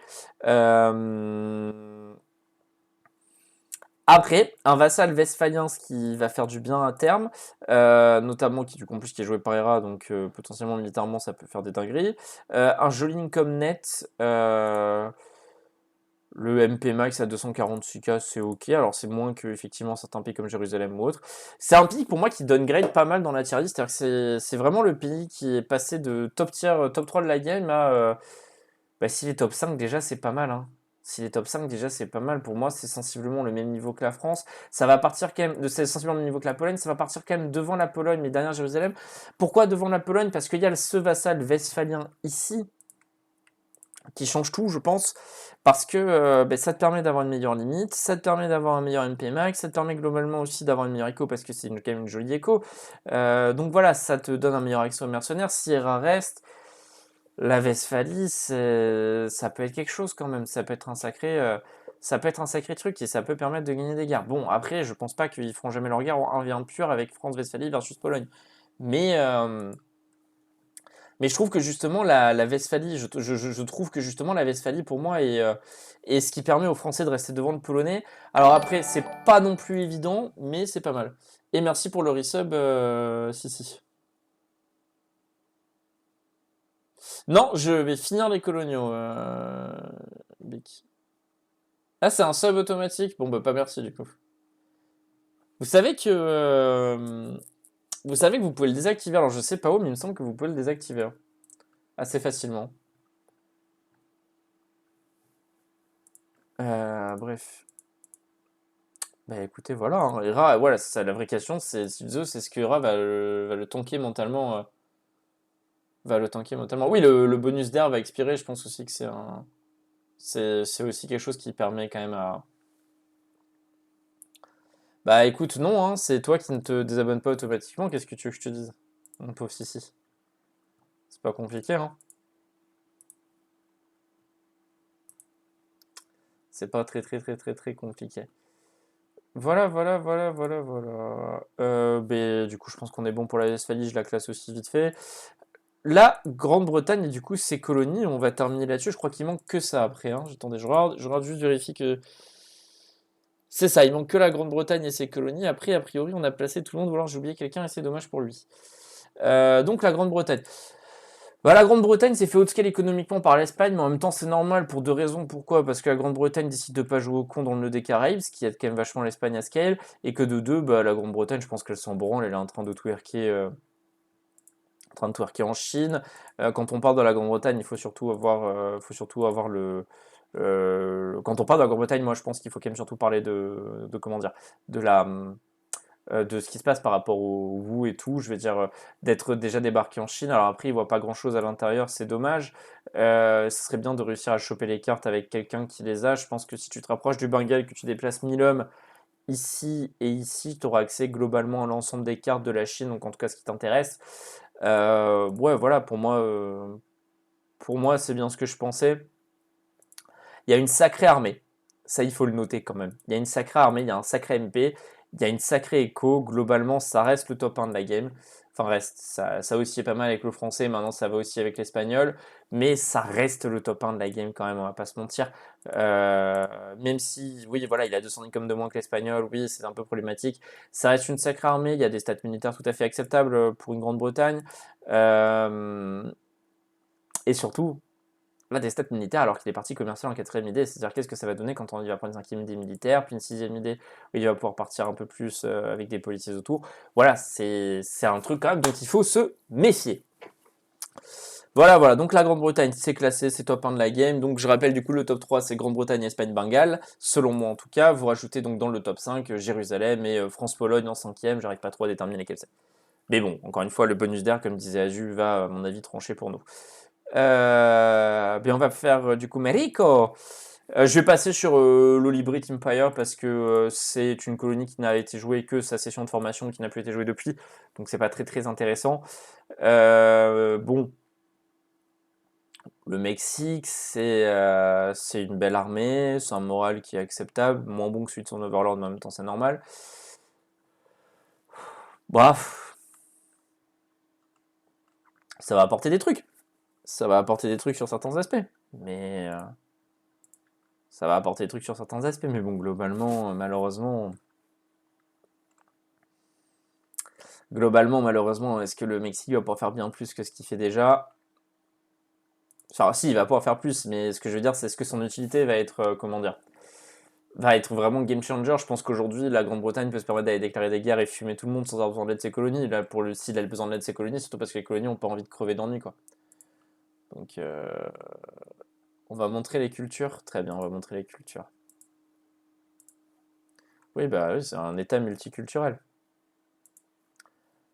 Il y a des Anglais, des Américains ici, c'est bien. Et le prix globalement, bah oui, t'as des cultures mexicaines et mayas, quoi. C'est pas choquant. C'est pas choquant, on va dire. Voilà. Voilà. Écoutez, pareil, hein, ces pays-là, peut-être qu'on verra un peu plus de trucs s'ils forment des nations coloniales, s'ils décident d'aller se buter entre eux ensuite. À l'heure actuelle, en restant des colonies telles quelles, bon, il n'y a pas grand-chose à dire sur le Mexique, hein.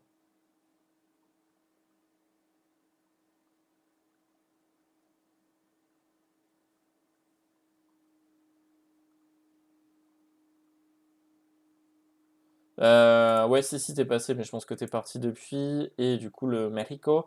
Mexico, bah, ça pareil, ça va aller derrière les colonies ibériques, quoi. Sensiblement le même niveau, de toute façon, hein, que les autres. Voilà. Du coup, je vais vous rebasculer sur la tier list pour finir. Normalement, j'ai fait tout le monde. Voilà, vous pouvez donc voir l'Australie en Chadus Maximus Totalus parce qu'il est encore là avec ses 25 d'income et sa tribu qui a évolué vers la civilisation. Top 1 l'Angleterre, après vous rajoutez dans l'ordre Espagne, Bengale, Jérusalem, France, Pologne, Congo. Le Congo est vraiment là parce que le Scandinave ne bouge pas son cul, parce que le Ming est dans une position assez délicate. Vis-à-vis des trucs qui peuvent faire, je pense, polémique, notamment sur les finito. Effectivement, je pense que le Ming peut mourir. Je vais pas revenir sur l'ensemble des raisons, mais je pense que Tyrus est condamné à terme. Tu rajoutes à ça parce qu'il va se faire découper au fur et à mesure par l'ensemble des Européens qui voudront bien venir, parce que le Bargal va lui retomber dessus. Enfin, moi je pense que le pays est fini. Alors peut-être pas effectivement la session prochaine, mais je pense qu'à partir de la fin de session, Tyrus nous dit je reviens pas, ça sert à rien. En tout cas, je le call comme ça. Euh, Le Somalien, bon. L'Hospitalier fait des claims dessus, il est entouré de gens, il s'est fait lâcher dans sa guerre contre la Utaya par le Congo. J'ai pas l'impression que les gens veulent vraiment venir le défendre, c'est un peu pareil, c'est peut-être tué par absence d'alliés avec des alliés, je pense qu'il survit. Les deux Siciles, c'est peut-être le point qui fera éventuellement plus polémique. Moi je pense qu'il est mort parce que tout le monde a intérêt. Je pense que tout le monde a intérêt, en fait, si vous voulez, à aller à aller terminer les deux Siciles. Pourquoi? Parce qu'en fait, on va pas se mentir que tous les voisins autour des deux. Ah merde, putain, je me suis gouré, j'ai mis celui-là. Oui, celui-là, tac. Hop. Je pense qu'honnêtement, tous les voisins ont intérêt à les tuer les deux Siciles. Il y a peut-être éventuellement que la Pologne qui a le temps de garder, mais est-ce que la Pologne pourra garder les deux Siciles en vie tout seul? Je ne pense pas. Donc je pense qu'il devra faire contre mauvaise fortune, bon cœur.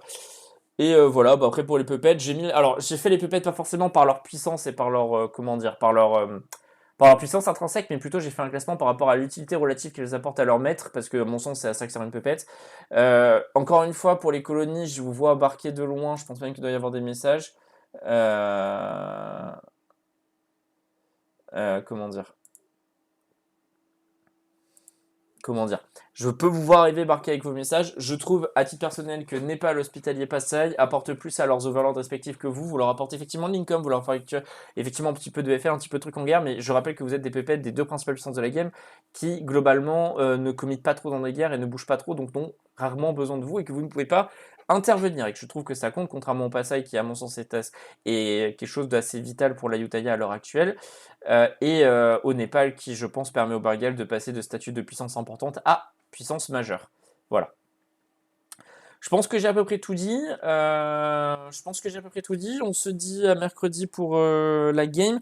Je rappelle encore une fois, je profite d'avoir une petite audience aujourd'hui, que j'organise une GPO Victoria. On est actuellement 10. Dans l'idéal, il faudrait qu'on soit 15, mais on peut lancer à 10, 11, 12, 13, 14. N'hésitez pas à vous inscrire. On va basculer de la roulette au placement. Je ferai les placements en live. Je vous expliquerai pourquoi je vais mettre telle personne ici. Voilà, donc n'hésitez pas à vous inscrire. Apparemment, c'est pas incroyable les GPE sur Victoria 3, mais je pars du principe que tant qu'on n'a pas essayé, on peut pas savoir. Et que plus on est nombreux à essayer, plus on verra si c'est vraiment intéressant. Je pense que Victoria 3 est un jeu qui peut être relativement assez intéressant si on est une vingtaine à peu près. Parce que, effectivement, comme dit Big, on peut se cancer et que ça peut être rigolo, et que ça peut être rigolo, notamment que ça va peut-être forcer un petit peu certains à faire des moves et un petit peu. Bon, je sais pas, ça peut être aussi, ça peut être aussi intéressant. C'est un jeu de méga scaling en plus. Voilà, il y a des gens ici qui adorent scaling, qui adorent venir sur Europa pour juste avoir 600 d'income ou 400 d'income à chaque game et pouvoir flex sur leur income et sur leur grosse armée avec les mêmes idées que les autres. Je vois pas pourquoi Victoria ne vous intéresserait pas plus là-dessus. Si tu peux contrôler ses produits, hein. Alors moi, les golems qui disent qu'on peut pas contrôler ses produits, il y a deux choses, il y a l'isolationnisme, ou alors il y a le fait de déclarer tout le monde en rival et de tous leur mettre en embargo. Moi, c'est exactement ce que je fais quand je joue face à des IA ou des joueurs qui me cassent les couilles. Tu fous en embargo, tu es autosuffisante avec ta production, à un moment, tu es suffisamment riche pour pouvoir skyrocket tout seul. Je pourrais vous montrer une game Byzance vite fait où j'ai fait comme ça, où je me suis mis en autarcie totale. J'étais mis à Byzance en autarcie totale, j'avais une industrie militaire qui était florissante. Alors, je paye 900K de subvention. Le problème, c'est que je fais 3 millions d'income, 2 millions d'income net. Si, tu peux interdire l'exportation des produits, il suffit de mettre l'autre pays en embargo. Je vais mettre l'autre pays en embargo. Sincèrement, Diki 3 est un jeu, effectivement, il faut y jouer un peu, il faut penser. Oui, Byzance comme par hasard, éventuellement, effectivement, Pango. Mais, euh, mais voilà. Mais si vous voulez, ce que je ferai, c'est que quand je ferai les placements, je vous montrerai ce que c'est, moi, une des games que j'ai terminé ou une game que je suis en voie de terminer avec Diki. J'ai pas mal joué au jeu, je suis pas incroyable dessus, j'ai des mécaniques qui me manquent, notamment d'un point de vue militaire. Je suis en fait, comme en gros les IA sont pas très agressifs, je fais rarement mes techs militaires à temps. Je fais mes techs militaires que quand j'ai besoin d'attaquer, quoi. Donc forcément, quand tu startes avec la Grèce, oui, t'es un peu obligé d'attaquer. Quand tu startes avec, par exemple, la Russie, ce que je suis, voilà. Bref, voilà. Toujours est-il que je vais pas m'étendre plus que ça sur le sujet. Je pense que pour finir, je pense qu'on peut, je pense, hop là, tac, on va mettre n'importe quoi, session 10, session 10, session 5. Voilà. Save. Et hop. Voilà, j'ai l'image, je la mets dans le tiers. Alors attendez, hop, hop, hop, je vais le faire en direct. Hop, c'est pas le bon channel ça. Tac, ça c'est le bon channel. Je vais le faire en direct live studio. Touk, touk, touk. Non, pas besoin là, c'est pas la bonne page. Voilà. GPO. Mercredi, la tier list est postée. Fin.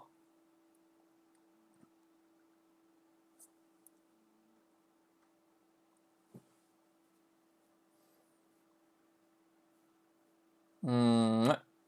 Ratio sur toi et RA, effectivement, ça fait longtemps que j'ai pas joué, mais en même temps, je ne peux pas m'inscrire à des GPO et que, véritablement, venant d'un mec qui propose des lourds en V1 quand il est en position de domination et qui ensuite appelle son papa le français pour lui sauver la mise.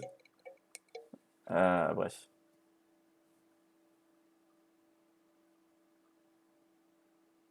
Voilà, voilà. Bah écoutez, je vous souhaite à toutes et à tous une bonne soirée. Je vous dis à mercredi.